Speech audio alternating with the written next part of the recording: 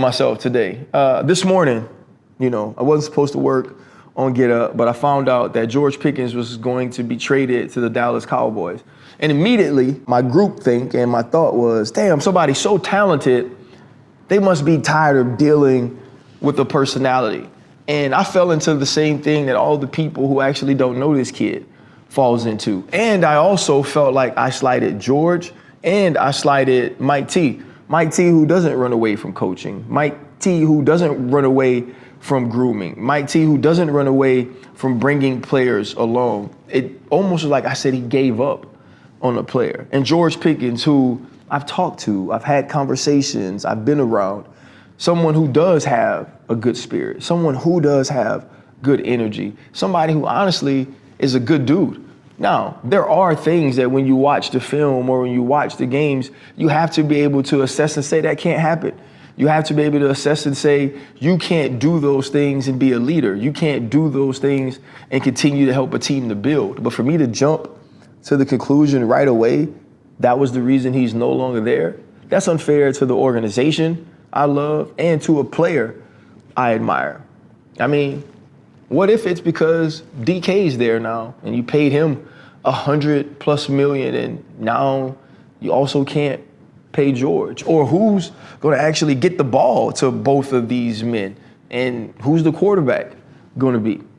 And so when I got a chance to sit down and sort of recalibrate what I thought, this is a football move. This is a business decision. This isn't about George Pickens being too difficult to coach or Coach Tomlin running from coaching. What's up with y'all, man? It's your boy DMV back with another one. Chilling. Happy Mother's Day to all the moms out there. Just wanted to make sure that I got that out the way, and I know that we got a lot of Cowboys fans, and a lot of y'all, you're gonna get this message, and we're still very, very happy about getting George Pickens. I'm super ecstatic about that, y'all.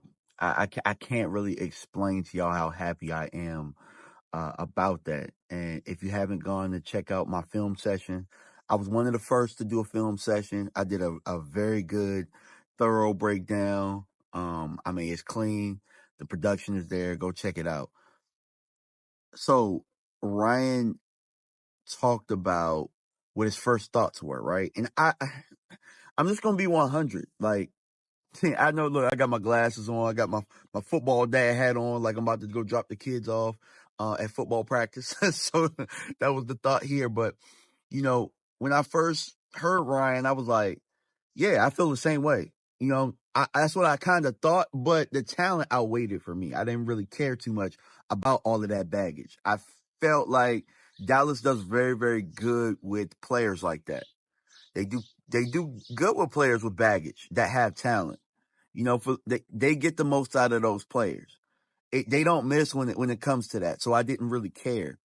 But nobody really went down the avenue of this just being a business move. Nobody really thought about that. And when I look at it and I sit and I think, I'm just like, they did go and get DK. And then you start hearing rumors about them going to go get Alan Lazard. And you're like, they're going to bring Aaron Rodgers in here. This wouldn't have been a good fit for Aaron Rodgers. Hell, Aaron Rodgers went to the Jets and, they had Garrett Wilson and a couple of receivers down there and it wasn't a good fit. Pittsburgh has decided to be intentional with what they're going to do. It was a business move. And I had to look at that and it's not something I'm selling myself because you hear the kid interview, you see the quotes and you see what people are saying. And then you hear CeeDee Lamb, come out yesterday on Twitter and say what he said about, there's no ego. And you hear George talk about it not being ego and him being excited to play with CD and Dak. And it's just like, I honestly think this is going to be a really good match, man. And hearing Ryan talk about it, hearing Ryan man up and say, you know what? I really jumped down this rabbit hole. I really, took the low hanging fruit here. It was refreshing to hear that. And that's why we need to hear more Ryan Clarks in the media. We need to hear more people like that. I think that if you look at ex-players love the move and they think the move is straight. If I'm being 100, The people that don't really like it are Steeler fans, right? Rightfully so, right? Because I've done this before. Oh, you gone, good riddance. Like Jordan Lewis has some things to say about him, and I respect the hell out of Jordan Lewis. But you ain't here no more, dog. You ain't here, so why you worried about your ex? Y'all got a plan. You got a plan with Jacksonville, so stay your ass over there. You know what I'm saying? We loved you. Boy, if you don't get the fuck out my face. But you ain't. Hey, don't be mad. Don't be mad at our new relationship over here. Don't be mad. You could have stayed. Or, you know what I'm saying? Or you felt like you weren't respected, so you had to go and do what you had to do. And so that's how I feel about this, man.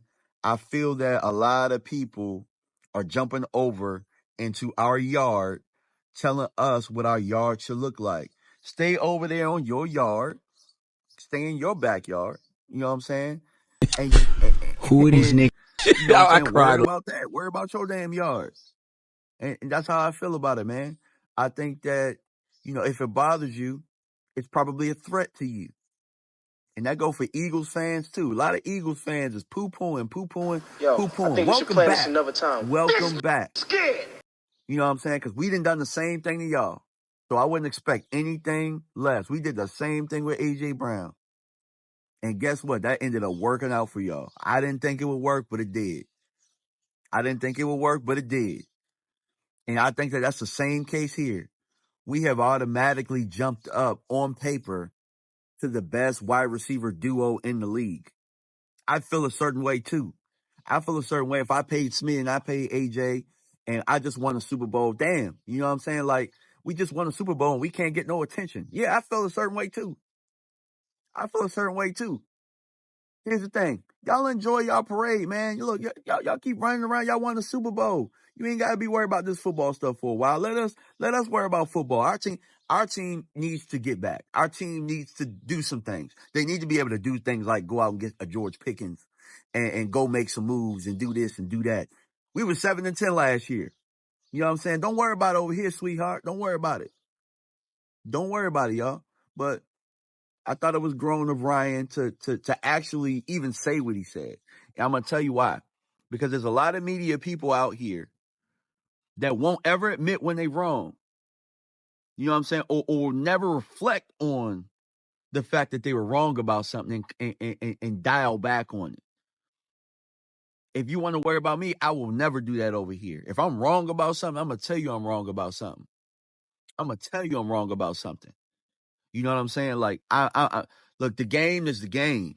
Football is the game. It's bigger than, you know what I'm saying? It's bigger than any individual that contributes to it. Remember that. Football is bigger than any individual that contributes to it. But yeah, man, I'm going to holler at y'all, man. I'm going to go take the kids to practice. Peace. Turn the pressure up. I don't quit. I don't fold under pressure. I'm the best, and I know I'm the best. And you know I'm the best.